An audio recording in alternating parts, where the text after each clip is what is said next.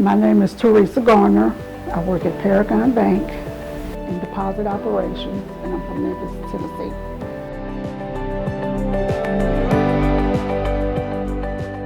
The noise in my ear started out being kind of faint, a faint sound, but I knew it was there.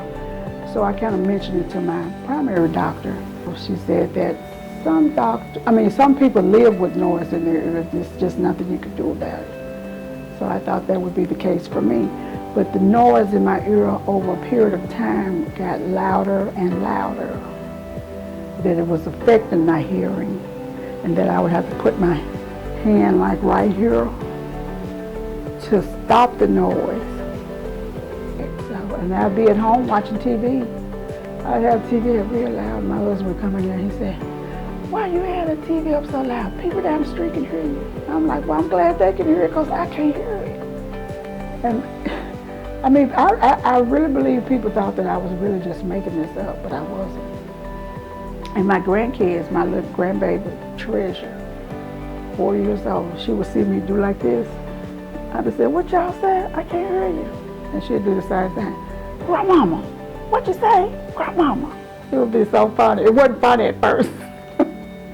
But afterwards, I started laughing at her because I know she was just only marking what I was doing. And every doctor that I went to, they did the CAT scan and all of the different tests that they could think of to run. They couldn't find anything. So I went to the ear, nose, and throat doctor, and he couldn't find anything. So he referred me to Dr. Hoit. So I came down here and I told him everything that was going on. So he ran tests and did what he had to do and came back and told me that he saw a tiny aneurysm on that vein back there. He said he was going to take it to a panel of doctors and see what the best course of treatment would be. So she had a what's called venous aneurysm. There's a large vein that runs behind the ear on this side of the skull and on this side of the skull. And where it drains directly behind the ear, if there's any abnormal shape such as an aneurysm, it can disrupt or make the blood flow turbulent in it. And so on this large vein, she had a small aneurysm directly behind the small bones of the ear that you hear with. And so with every heartbeat, that would generate a noise in the ear that she could hear. That did scare me a little bit because I knew several people that had aneurysm that didn't make it. But he did indicate that mine was small. I would kind of like think to myself, I can't live the rest of my life with this noise in my ear. It was literally driving me crazy. Have you ever been in like a really quiet or dark place where you can hear your own heartbeat? And so, I think everybody can kind of relate to that, right? We've all been in a situation where you can kind of hear the beating of your own heart. And when we get into our normal day-to-day life, like we are now, like obviously we don't hear that.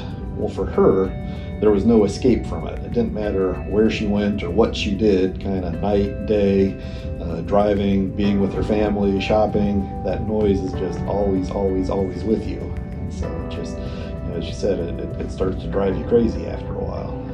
Now, I really at one point thought that I would do something else. I'm not even going to speak it into existence. I'm just going to say I really thought about doing something else. But thankfully for Dr. Hoit, I give that man praise every day.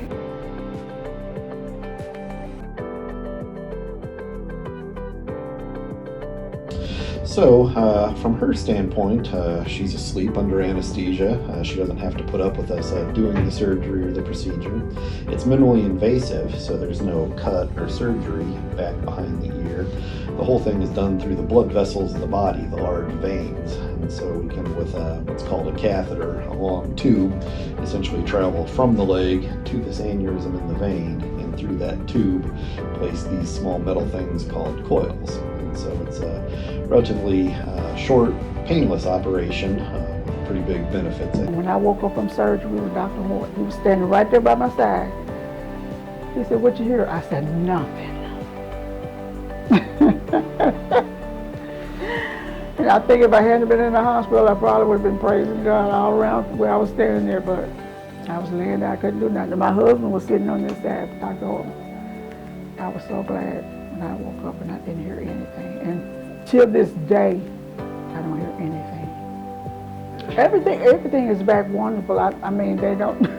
My grandbaby, the youngest one, she makes fun of me every now and then because she remembers me doing this right here. But she said, "Grandmama, what happened? You don't do this anymore." I said, I can hear, you know. I was out somewhere and I even heard somebody talking about something, you know, maybe it was something like my condition or whatever. If I didn't know him, I'd still go over to him and tell him, "You need to go see Dr. Hoit at Semmes Murphey Clinic."